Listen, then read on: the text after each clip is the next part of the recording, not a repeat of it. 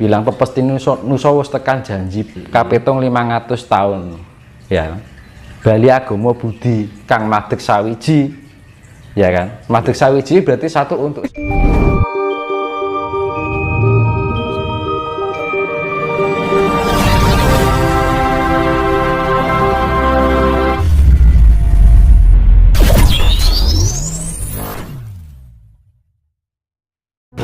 lanjut Mas ya. ya. Oh, ini dari Mas Agus Dharma. Ada pertanyaan buat Mas Tinus. Minta dong dikupas tentang kembang, bakar dupa dan lain-lain, ditinjau dari sisi filosofi, nalar, logika, makna, tujuan, manfaat dan lain sebagainya. Sekalian juga diwedar macam jenisnya. Pertanyaannya berat. Ya kalau dupa itu kan macam-macam aromanya. Kalau contohnya saya ini dupa ini, saya lebih suka sama teratai. Kenapa Mas? Aroma lotus itu loh, karena teratai itu lebih condong ke halus, kasih. Karena gitu. Kalau cendana itu biasanya disukai oleh para leluhur, raja-raja. Gitu. Tapi kalau sifat kadewatan itu lebihnya ke lotus. Jadi semakin, jadi ya sama aroma itu gini, aroma semakin halus itu mengidentifikasikan kehalusan secara apa ya namanya ya, kegaiban kayak gitu. Jadi makanya kalau kita semakin misalkan sesaji ya dikasih kembang-kembangan itu, kalau teratai bagus sekali karena teratai itu sangat halus. Tapi ya tergantung menyesuaikan dari misalkan kita ke tempat pertapaan apa gitu kan, kita sesuaikan dengan kebutuhan apa energi yang ada di dalam kandungan tingkat kehalusan. Jadi aroma itu juga mempengaruhi halus dan tidaknya energi itu kan ada tingkat kehalusannya Mas. Jadi semakin cakra berputar itu kan semakin kencang kan semakin halus ya, ya kan. Makanya putaran cakra ya semakin kencang itu semakin halus. Jadi roda itu, kalau semakin kencang kan semakin halus ya. Nah aroma itu mempengaruhi dengan kehalusan. Jadi kalau aroma ya menurut saya ya itu aroma yang paling halus itu lotus Mas. Kalau kita meditasi, kita untuk mengolah rasa kasih, saya sarankan pakai aroma dupa yang lotus teratai. Makanya kan di dalam ajaran Hindu atau Buddha itu yang namanya Buddha atau Dewi Kwan Im itu selalu disimbolkan teratai. Gitu. Ini lotus, aku pakainya lotus teratai. Itu agak kasar dikit cendana. Nah gitu. Melati. Gue sing pekat lagi bangsa jinjin aroma apa jenenge apa buah tau. Itu kan macam-macam tergantung. Jadi kalau kita di tempat pertapaan itu juga melihat kondisi energi yang ada di situ. Nah itu ya juga pengaruh di dalam kegaiban juga pengaruh, karena kita menyesuaikan sebenarnya tergantung tergantung kebutuhan ya kita karena di saat kita meditasi kita butuh kelembutan atau butuh energi power gitu Mas, kan beda lagi ya. Iya. Butuh power atau butuh kesaktian. Kalau kesaktian nganggo lotus juga cocok. Gitu loh, menyesuaikan sebenarnya masalah aroma. Bunga-bunga itu juga menyesuaikan. Kalau ingin dikintili orang ya pakai kembang kantil. Biar kita lebih menarik dipandang orang. Wah kita kelihatan auranya. Auranya ya sering-sering aja makan kembang kantil. Dimakan Mas? Oh iya, aku suka kayak gitu. Aku suka makan kembang juga. Loh, bagus loh. Untuk energi ruh kita juga bagus. Aroma wangi-wangian itu juga karena semakin keharuman itu sangat halus. Ya kita juga manfaatnya apa Mas itu? Untuk apa Mas? Kembang kandil itu. Kan aroma kalau kita makan ya itu tadi gaib. Kalau kegaiban kita semakin tinggi, keharuman yang kita miliki itu ya semakin halus. selera lah, selera diberarti kan ngono Mas. Kalau aku seleranya ya ini, aku cocoknya dengan Lotus. Dulu aku pertama cendana, terus setelah cendana aku larinya ke Lotus. Karena apa? Kalau Lotus atau Teratai itu lebih kecondong ke kasih, kelembutan. Makanya kan di Dewi Kuanim selalu disimbolkan Teratai, kan Dewi Pelas Asih ya. Nah itu. Lanjut lagi Mas ke pertanyaan dari Mas Poki Taro.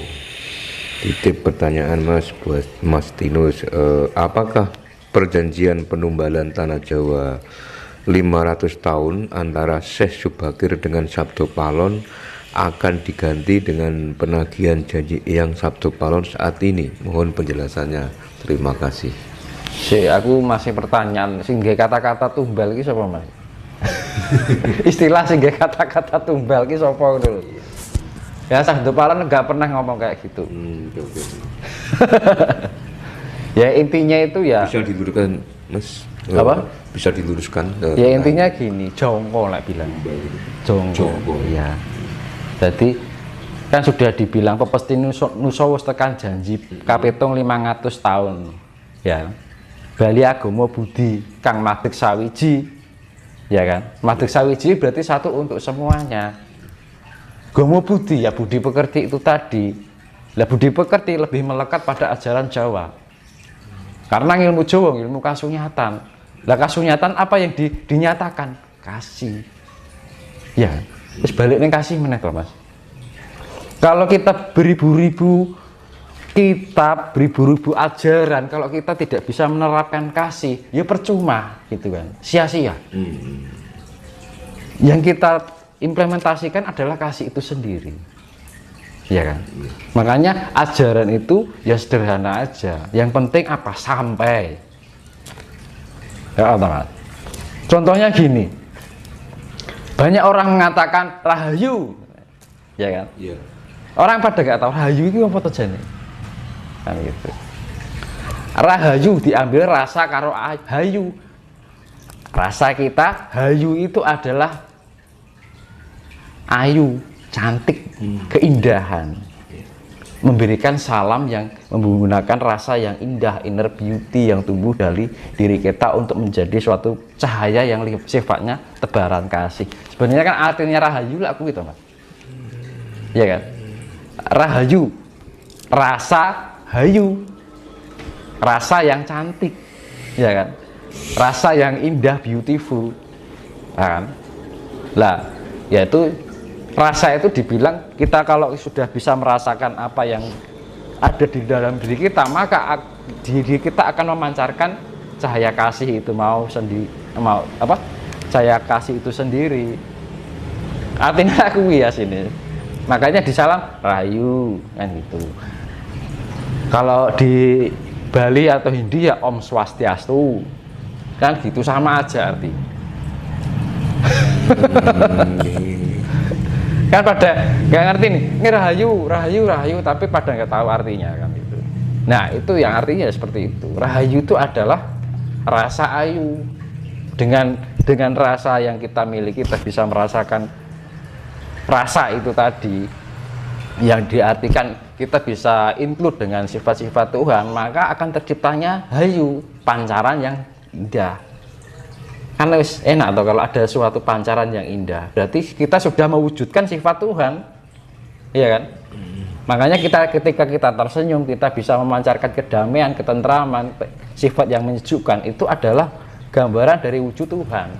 Kita sudah mewujudkan Tuhan di dalam perilaku kita, ucapan kita, rasa kita, pikiran kita, kan teman-teman. Nah itu sebenarnya orang yang sudah nyawiji dengan Tuhan seperti itu. Itu konsep ya, yang artinya sudah manunggal karo Gusti, manunggaling kaumplo lan Gusti, sifat yang Tuhan yang include di dalam diri kita. Karena kita merasakan keberadaan Tuhan itu sendiri. Ketika kita bisa merasakan keberadaan Tuhan, maka mulut kita harus tetap bersandarkan kasih, pikiran kita berlandaskan kasih, ras kita merasakan juga berlandaskan kasih, perilaku kita juga berlandaskan kasih. Maka dengan kasih itu bagian dari perwujudan Tuhan melalui perantaraan ucapan kita, pikiran kita, rasa kita, perilaku kita. Kan gitu, selesai toh. Oke. Makanya saya bilang satu kitab itu ayat 1 kasih, ayat 2 kasih, ayat 3 kasih, sampai 1000 ayat kasih, selesai.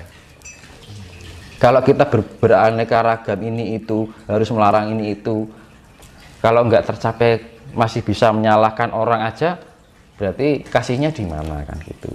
Nggak ada orang yang tidak ada kebenaran selama kita masih bisa menyalahkan kan ya. Tidak ada kebenaran, tidak ada yang ditinggikan selama kita masih merendahkan. Ya kan? Kalau menyalahkan orang kan secara nggak langsung kita merendahkan orang loh. Kan gitu. Nah, kecuali kita menasihati, beda lagi. Nyalahke kalau nasihati beda loh. Ya kan? Memberi masukan atau sharing beda lagi. Kalau nyalahke kan sifatnya menjat. Dan sedangkan kita tidak lepas, kita sendiri kadang-kadang tidak lepas dari sebuah kesalahan. Kan gitu. Lanjut Mas ke pertanyaan selanjutnya. Dari Mas Yono D. Nitip pertanyaan buat Mas Tinus, penjabaran Bapak Adam dan Ibu Hawa, karena tiap narasumber beda-beda penjabarannya. Ya itu saya pernah dulu bilang itu ada bahwa itu ya proton dan neutron, elektron itu sifat negatif yang namanya suhu. Lah proton itu yang namanya sifat dari inti atom di dalam nukleus itu proton terdapat neutron. Neutron itu ya mani gitu loh Mas. Jadi, makanya di dalam kehidupan ini akan tercipta karena ada unsur plus dan minus. Sebenarnya Adam itu. Kalau saya bilang kalau Adam berwujud manusia, enggak. Manusia pertama ya manusia purba itu karena mengalami proses revolusi, pembaikan. Dulu itu pertama dari hewan air, terus hewan darat, ada kehidupan setengah manusia, setengah hewan, ya kan. Terus karena ada penyempurnaan, dulu kan manusia setengah hewan lebih dominan hewannya daripada manusianya. Terus ada revolusi lagi, lebih condong manusia daripada hewannya. Manusia purba itu. Terus revolusi sampai ada penyempurnaan sampai sekarang. Makanya orang dahulu sampai sekarang ganteng-ganteng sekarang gitu kan. Karena ada revolusi kan terjadi itu berjuta-juta tahun Mas, revolusi itu. Iya. Pembaikan akhirnya penyempurnaan fisik. Tapi kemurnian secara jiwa luntur. Jadi antara dunia nyata, dunia yang sifatnya alam gaib itu kayak berkebalikan Mas. Sebagai penyempurnaan fisik sebenarnya secara jiwanya ada itu pengurangan. Bukan, jadi makanya itu dunia dan surga itu ibarat bolak-balik. Enak di dunia belum tidak ibaratnya ya dampaknya di sana nggak enak kan gitu, alam bakal lah berarti.